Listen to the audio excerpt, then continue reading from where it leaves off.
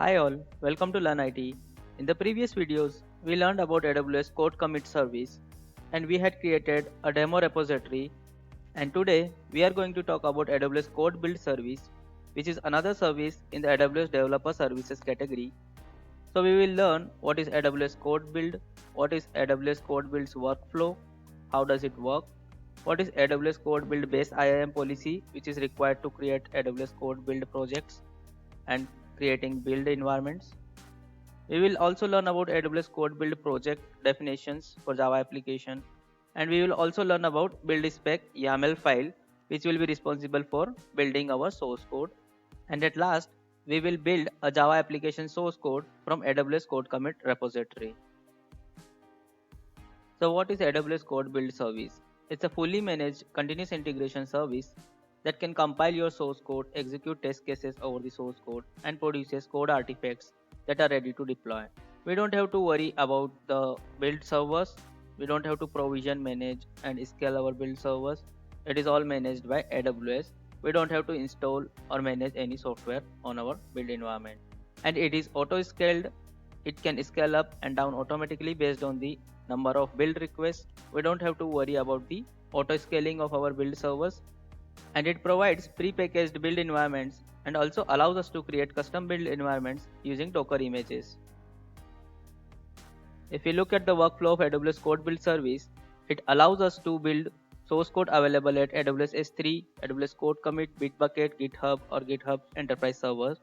These are all available options to configure source code repositories in AWS Code Build service. AWS Code Build allows us to create build project definitions, and in the build project definition, we can mention our source code repositories. So whatever source we have mentioned in our build project definition, the source code will be pulled from that source code repository, and using the build project definition, it will spin up a complete runtime environment, and based on the build spec.yaml file, it will execute the build on our source code. We will go through sample build project and build spec YAML files to build a sample Java Spring Boot application. And once it finishes the build on our source code, it can upload artifact to AWS S3 bucket, and it can also send build information to AWS CloudWatch logs, and we can also configure SNS with AWS Code Build to trigger notifications. Now let's go through the sample build project definition and sample build spec YAML file to build a Java Spring Boot application. So guys, you can see here I have created one AWS Code Build project definition file. To create AWS Code Build project definition file, you can use AWS CLI for AWS Code Build. For example, if you want to create a new project under AWS Code Build, you can name it build project2.json, and it will create a skeleton for AWS Code Build project. For example, if I hit using this command, it will create a new skeleton for me, build project2.json, and under this skeleton, I can update all the values as per my requirements to create the build environment. Now let's go through the sample build project definition file that I have written and understand it.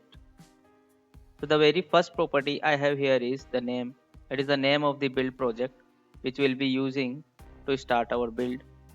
And in the description I have mentioned this is the code build project to build a Java application source code. So this is mainly for Java application, and I will be using the container definition which will be having the Java runtime environment.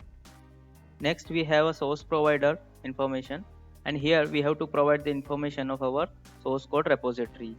So here I have provided type as code commit.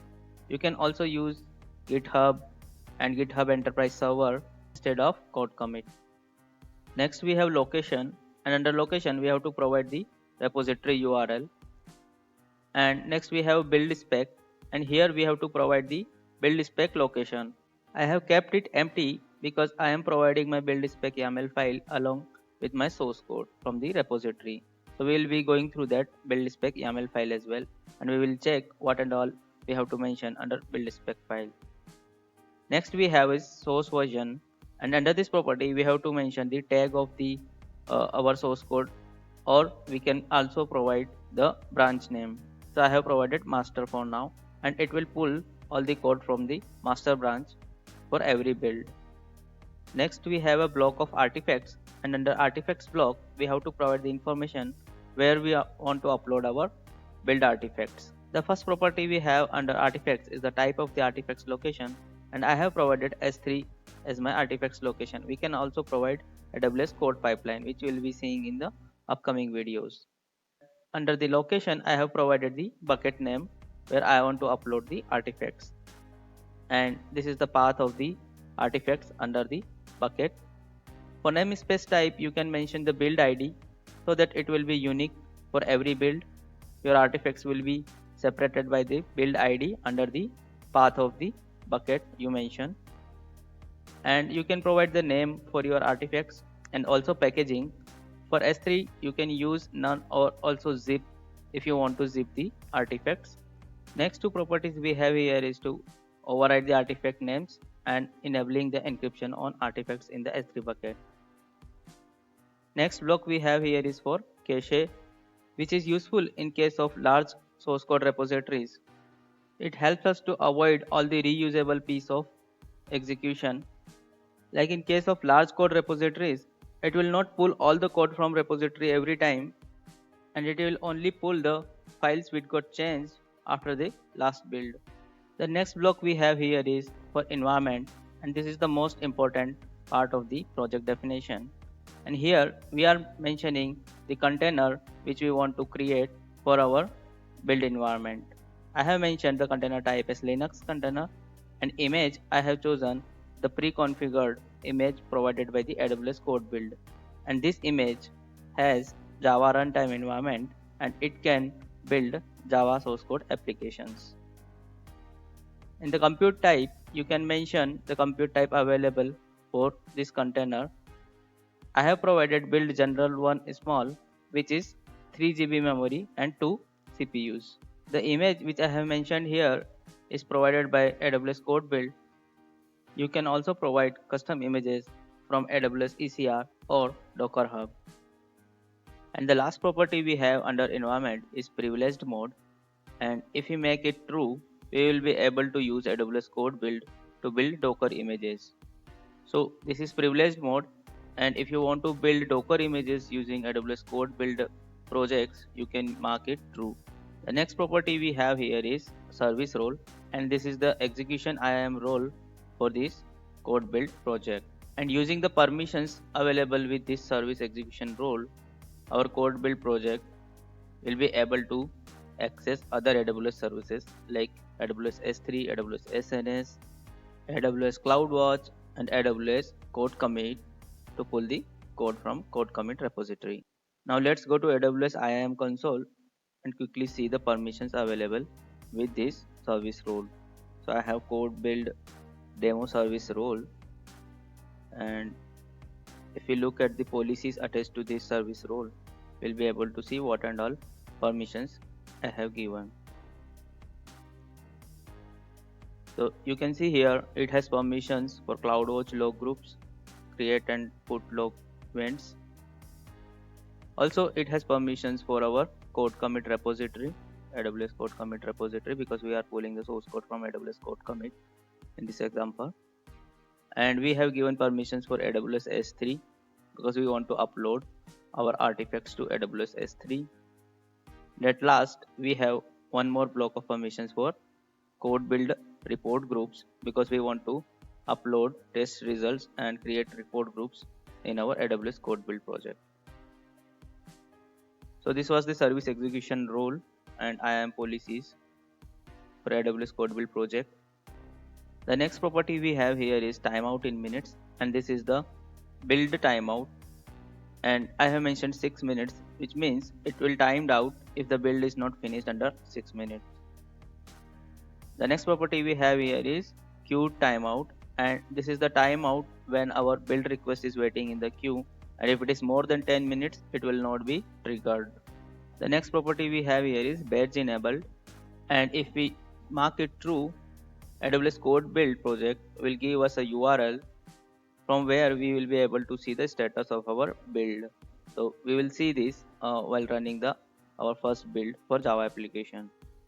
And the last object I have here is for logs configuration, and here I have just mentioned I am enabling the CloudWatch logs, and I have provided the group name under which all the information of the build will be logged.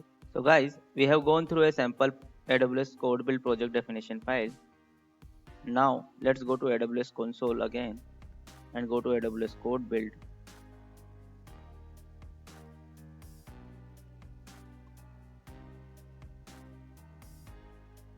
So if you see here, right now there is no code build project, and if you want to create using console, you can use create build project.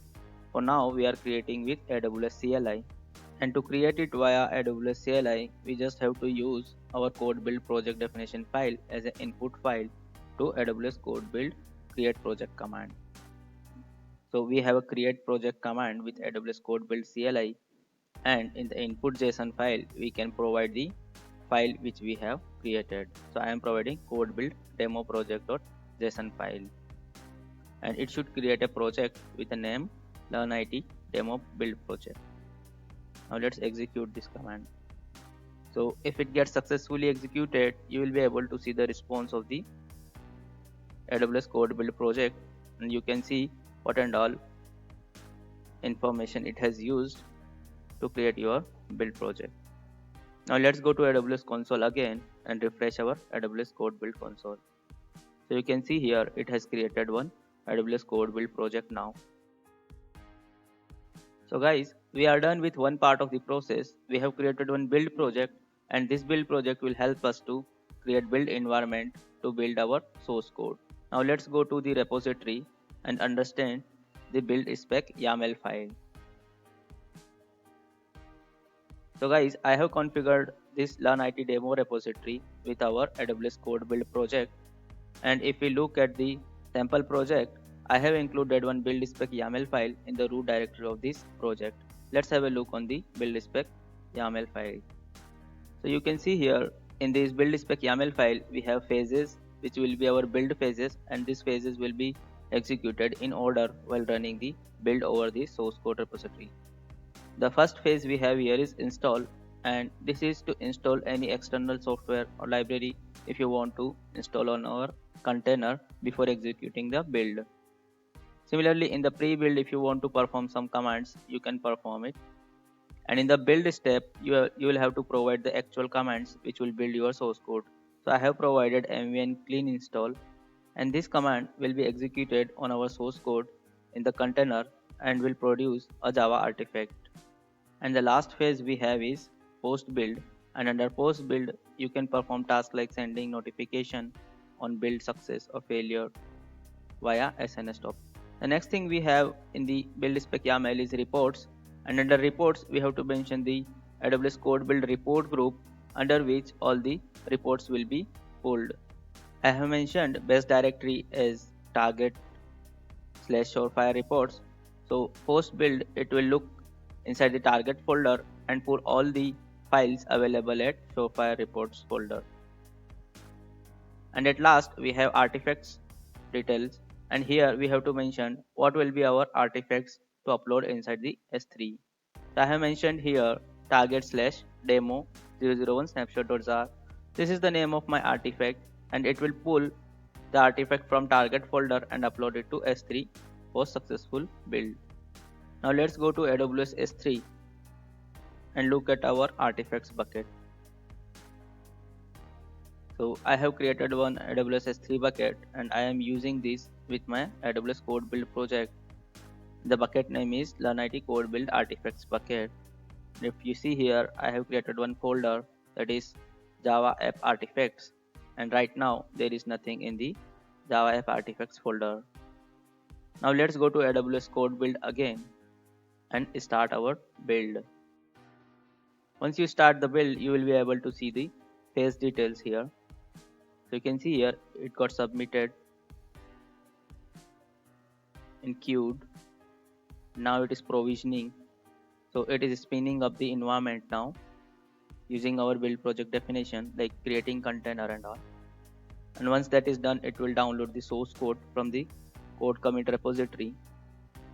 Once the download source is done, it will install pre-build and build based on the phases and commands you have mentioned in your build spec YAML file.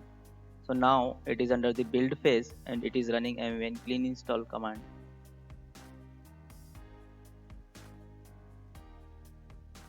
Now let's go to AWS CloudWatch as well and see whether it is producing the logs or not. So we should be able to see the logs under our group which we have mentioned. So you can see here build is completed now. Now let's go to AWS CloudWatch and under the log groups we should have our log group, that is AWS code build demo log group, and under this log group you can see it has created one log stream using the build ID of our latest build. And you can see here all the logs for our build, and at last it got success as well as it has uploaded it to S3 bucket. Upload artifacts status succeeded. Now let's go to our bucket and refresh it. So you can see here the same build ID is used here as well as in the log stream 2425D. Now let's go inside this folder, and inside this folder target you can see here it has uploaded the artifact which we have built using our AWS code build project. Now let's go back to AWS code build console and look at the report groups. So you can see here there is one report group which has been created, and under this report group you will be able to see the test cases report of our last build. So it has used, if we see here in the context load, it has used the from the target folder Surefire reports folder, it has used the XML file for the test cases, and using that XML report it is able to check how many test cases has been passed. And as I mentioned earlier about the badge URL, we'll be able to see the badge URL for our AWS code build project, and we should be able to see the status of our last build using the code base URL, and you can copy the code base URL from console. So let's paste in the browser, and instead of main branch I have master branch, so I'm just updating that. If you hit on this URL, you will see that code build, your last build has passed. We can use this base URL in our code repositories markdown file to get the response of our last build. So guys, today we learned the basics of AWS code build, and we learned about AWS code build project definition file and how to create AWS code build project using AWS CLI. We also looked at the sample build spec YAML file to build a sample Java application. In the upcoming videos, we will learn about AWS code deploy and AWS code pipeline service to complete our AWS developer services group. Thank you for watching this video. Please join me in the next videos.